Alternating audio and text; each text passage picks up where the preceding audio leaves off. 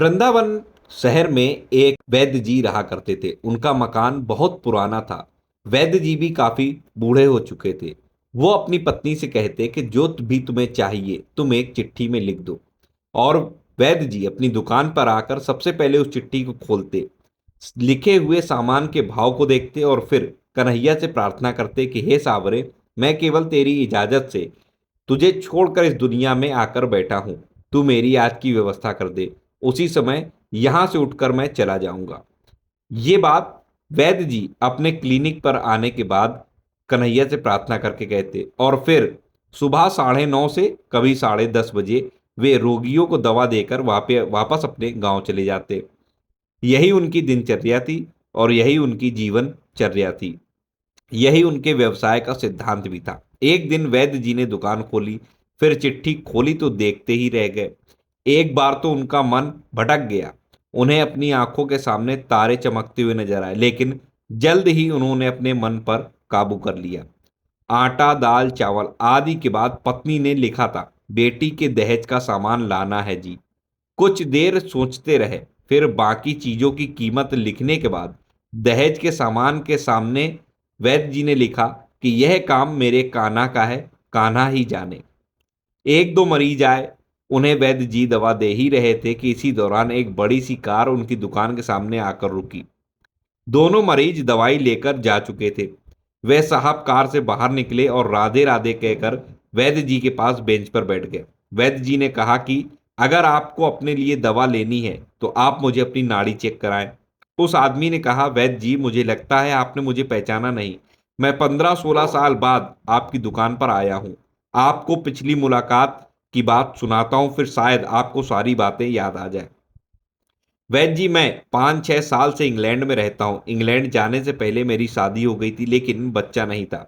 यहाँ भी इलाज किया और इंग्लैंड में भी इलाज करवाया, लेकिन हमारी किस्मत में शायद बच्चा नहीं था। आपने कहा, मेरे भाई अपने भगवान से निराश मत हो। याद रखो, उसके खजाने में किसी भी चीज की कोई कमी नहीं। औलाद, माल, धन दौलत, खुशी गमी, जीवन मृत्यु सब कुछ उसके ही हाथ में है।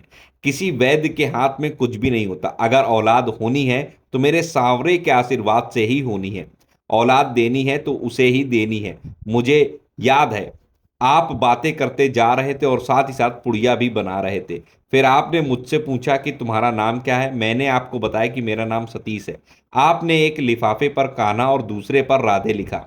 फिर दवा लेने का तरीका बताया, लेकिन जब मैंने पूछा कि पैसे कितने हुए, आपने कहा बस ठीक है। मैंने जोर डाला तो आपने कहा कि आज का खाता बंद हो गया। मैंने कहा मुझे आपकी बात समझ नहीं आई। तो आपने कहा, भाई आज के घर खर्च के लिए जितनी रकम मैंने कान्हा जी से मांगी थी वह सांवरे ने मुझे दे दी। अधिक पैसे मैं लेता नहीं। मैं बहुत हैरान हुआ और शर्मिंदा भी कि मेरे कितने घटिया विचार थे। यह वैद्य कितने महान व्यक्ति हैं। मैंने जब घर जाकर पत्नी को दवा दिखाई और सारी बात बताई तो उसके मुंह से निकला, वे इंसान नहीं कोई फरिश्ता है और उनकी दी हुई दवा हमारी मनोकामना जरूर पूरी करेगी। वैद्य जी, आज मेरे घर में 3 बच्चे हैं। हम पति पत्नी हर समय आपके लिए दुआ करते हैं। मैं जब भी वृंदावन छुट्टी में आता हूँ, कार उधर रोकता हूँ, लेकिन दुकान को बंद पाता हूँ। कल दोपहर भी आया था, दुकान बंद थी। एक आदमी के पास ही खड़ा हुआ। उसने कहा कि अगर आपको वैद्य जी से मिलना है तो सुबह 9 बजे अवश्य पहुंच जाए, वरना उनके मिलने की कोई गारंटी नहीं। इसलिए आज सवेरे सवेरे आपके पास आया हूँ। वैद्य जी, हमारा सारा परिवार इंग्लैंड में बस चुका है। केवल एक विधवा बहन अपनी बेटी के साथ वृंदावन में रहती है। हमारी भांजी की शादी इस महीने की 21 तारीख को होनी थी। इस भांजी की शादी का सारा खर्च मैंने अपने जिम्मे लिया था। 10 दिन पहले ही इसी कार में मैंने उसे पानीपत अपने रिश्तेदार के पास भेजा कि शादी के लिए जो भी चीज चाहे उसे खरीद ले। उसे पानीपत जाते ही बुखार हो गया, लेकिन उसने किसी को नहीं बताया। बुखार की दवा खाती रही और बाजार में घूमती फिरती रही। बाजार में घूमते घूमते अचानक बेहोश होकर गिर पड़ी। उसे अस्पताल ले गए। वह बेचारी इस दुनिया से चली गई। इसके मरते ही न जाने क्यों मुझे और मेरी पत्नी को आपकी बेटी का ख्याल आया। हमने और हमारे सभी परिवार वालों ने फैसला किया कि हम अपनी भांजी के सभी दहेज का सारा सामान आपके यहाँ पहुंचा देंगे। शादी जल्दी ही हो तो इंतजाम खुद करेंगे। अगर अभी कुछ देर हो तो सभी खर्चों के लिए आपको पैसे नकदी दे देंगे। आप कृपया मना मत करिएगा। अपना घर आप मुझे दिखा दीजिए ताकि सारा सामान वहां पहुंचाया जा सके। वैद्य जी हैरान परेशान होकर बोले, सतीश जी, आप जो कुछ कह रहे हैं मुझे समझ में नहीं आ रहा। मेरा इतना मन नहीं है। मैंने जो आज सुबह जब पत्नी के हाथ की लिखी हुई चिट्ठी यहाँ आकर खोल कर देखी तो मिर्च मसाले के बाद जब मैंने ये शब्द पढ़े कि बेटी के दहेज का सामान, तो आपको पता है मैंने क्या लिखा? आप खुद चिट्ठी में जरा देख ले सतीश जी। ये चिट्ठी देखकर हैरान रह गए कि बेटी के दहेज के सामने लिखा हुआ था, यह काम कान्हा का है, कान्हा ही जाने।